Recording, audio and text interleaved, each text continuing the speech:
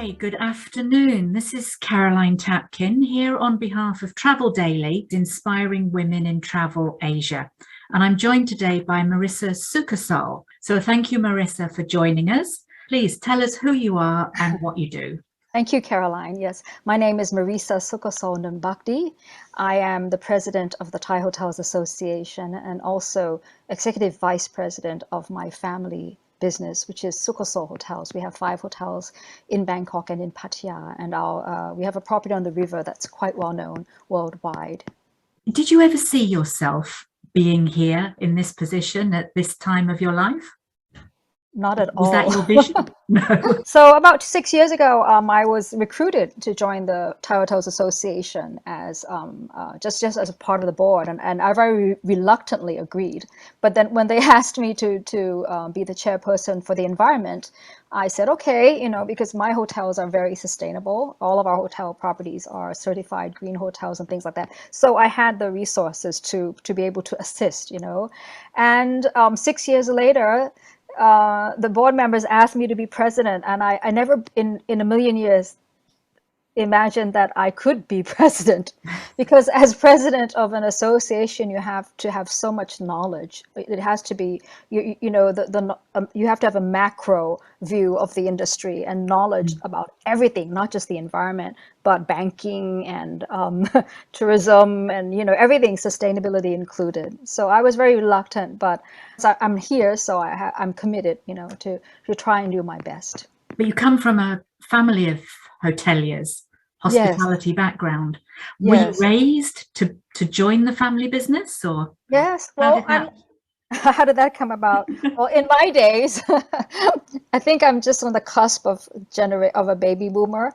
You're raised to work hard. Although I wouldn't say wealthy, but we were pretty well off. I still uh, I was raised to work hard. My father grew up on a farm, in Indiana. I'm part American Mhm. actually, you know. So so as the eldest child, it was kind of a natural process for me to enter the family business, and I've been stuck since. So I wouldn't tell you. Stuck. I won't tell stuck. Yes, I won't tell you how many years. Maybe I won't tell. I won't give away my age, but I've been stuck for a long time. But it's been rewarding actually to see the hotel succeed. And I think that's where the passion comes in, when you feel satisfied and you see results, and you know that you can help people and build a team, and because you're responsible for the livelihoods of your staff, and in Thailand they stay with you for a long time. Yes. So these are the rewards of my role as hotel owner. Did you study hospitality? Not at all. I was in studied art history, and I wanted to be a singer. I In believe fact, you are actually a singer, are you not? thank you. I can sing, yes. I've sung a couple of hit songs in Thailand. People know my songs. So Yes. I've had my one hit wonder, and that's good enough for me. So now now my role is as president is just to carry hospitality. I don't, I'm not here to say that I'm responsible for everything. No, but I do what I can, in my role to voice the challenges and to help out owners and staff who are working in hospitality in Thailand. What do you see as the environmental angle? What do you see as the greatest challenges coming up in Thailand for the environment? Yes, well, I think COVID has taught us that the environment is very resilient, and that its destruction can also destroy tourism. That we are so in Thailand, we are so reliant on travelers coming here to enjoy our beaches and to enjoy the scenery and the natural resources. And so moving forward, everyone has to be vested in sustainability. And in Thailand, we've had a pioneer of hospitality, one of the founders of the Greenleaf Foundation. It was 20 years ago.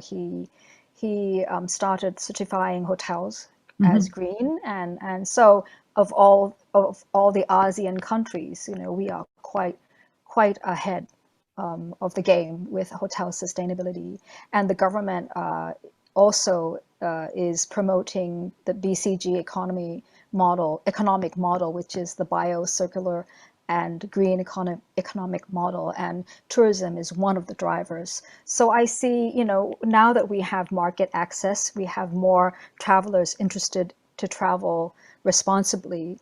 Thailand has to focus on promoting sustainability and responsible travel to a wider audience, not just hotels, but other tourism operators as well, and Thai consumers too.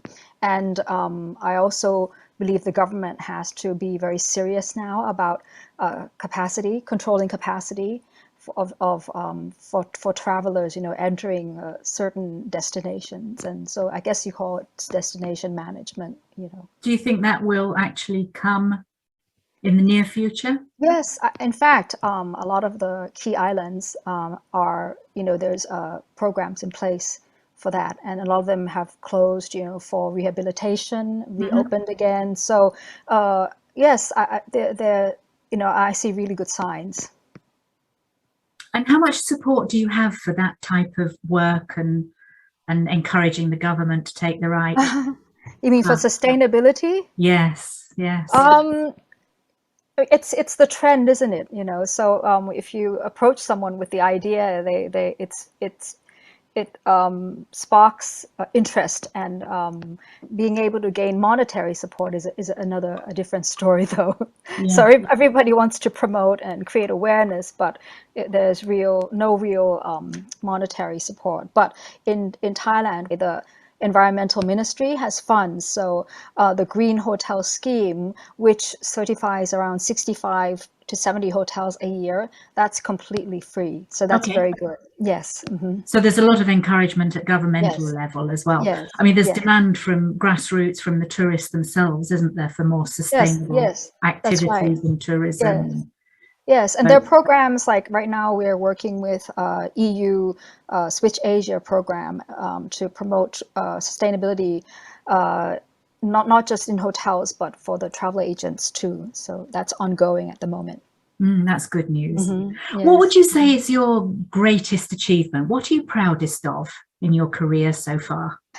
Yes, well, for my work as the chairperson of the environment, I was given an award for green growth from a very big business association here. Women in Green Growth, or I forgot the name, but I was very proud of that. Yes. And what else? And I was earlier this year, I was part of the working group to consult and offer my ideas for the promotion of sustainable and community tourism under the National Economic and Social Development Council. So the program, the plan was to draft, the economic and social development plan for tourism in the next 5 years. So I was very extremely proud to be included in that committee. That's a fantastic project. So for the next 5 years, so what does that entail? What's that looking like? So that entails knowledge building among community members, trying to lift the standards of community-based tourism through certification, not just hotels, but all sorts of other accommodation types, and also promoting quality tourism. A lot of people ask me what is quality tourism. So it's basically trying to get tourists to stay longer and spend more, and also be more responsible when they travel. And so we were identifying key economic drivers or tourism economic multipliers for tourism, what needs to be promoted, because the income from those assets, they will trickle down. So we identified sectors were medical and wellness. Mice. We have a great opportunity to increase mice business in Thailand. Marine. There's a serious talk about promoting yachting, super yachts. Building yachts. Parking yachts. I'm not familiar with yachting, but that's one of them. And cruise building cruise terminals, things like that, because I think geographically we're very strategic, Thailand, and also accommodating the aging population, or silver group, is that what they're called now? Yes, Active, yeah. Silver travelers who are very active still. Yes. And also the millennials, the younger, staycation, work, how do you call them? Digital nomads, Yes. accommodating those groups. So, and also linking Thailand with the rest of ASEAN, and creating a regional corporation for sustainable travel, and also just promoting ASEAN as a region. Really sounds like you've got your hands full with that workload. No, I mean, it was a plan, so now we have to get the plan implemented, right? Right. And action, yeah. Does that Take entail getting everybody on board? Well, in Thailand, I mean, it's not my duty, actually. It's beyond me, thank goodness. But the key government sectors look to the National Economic and Social Development Council for the direction they should take in drafting their own plans. When you're talking to the younger generation now, how do you encourage them to get involved in these sorts of projects? Maybe not everyone, but there are pockets of people who are passionate, young people who are passionate about the environment. And I've noticed that among people who live near nature, like I've traveled to the south many times, and I've been able to speak to students, and they seem to be very passionate and about developing their own regions and attracting tourism, sustainable tourism in their own regions. So you just have to point out the future growth and the benefits to their hometowns. Yes. For them to be able to see how they can contribute, and make a living from the work that given to them in tourism. So, and there's a lot that they can do. Yeah, there's a lot. Do you find that, I mean, we keep trying to link sustainable and tourism together. Do you find the younger generation particularly are more intent on keeping it as sustainable rather than just business? Is sustainability their focus? Yes, very much so. Like I said, the BCG economic model is, leading the economic growth for Thailand in the coming years. So that's circular and green economy, and the tourism will be the big driver for that. And so, yes, I think not just government sector, but public as well, and young people as well. About 2 years ago, right before COVID, Thailand embarked on a big campaign to reduce single-use plastics. When you walk into a convenience store, the 7-Eleven, which there are many in Thailand, you aren't given a plastic bag anymore, for example. So the idea of protecting and saving the environment is encouraged in the general public. So that's a really good sign that more people are aware. The awareness is definitely there, isn't it? And that will continue. Yes. So tell me, Marisa, who has inspired you along the way? I think the obvious question and is my mom. She's a tourism entrepreneur, one of the founders, what is the word? Founding fathers, She's a woman, though. A woman, yes, yeah. Yes, she's very well known, isn't she, in the tourism? Yes, so and many women had a hand in building Thai tourism. Yes. Yes, several. Most of them are women, actually, and my mom's one of them. And so she's entrepreneurial, and she built the hotels from her bare hands. The properties were there, but she built them with her own bare hands, and she did her own marketing, traveled the world, and she's a singer. She's a well-known, very respectable, and sort of a star in Thailand. Yes, Everywhere yes. she goes, people want to take pictures with her because of this hit song she sang. And in those days, she did all the marketing herself. Everywhere she went, she would take a CD with her of her singing. And I also sang with my mom. We were a duo. But I remember one year she took us on a tour of Australia. We went on a sales trip. The family, just my mom and 4 children, we were singing and dancing. We gave a show to these travel agents across Australia. And One they'd never forget. yes, and to this day, I mean, we're still operating hotels.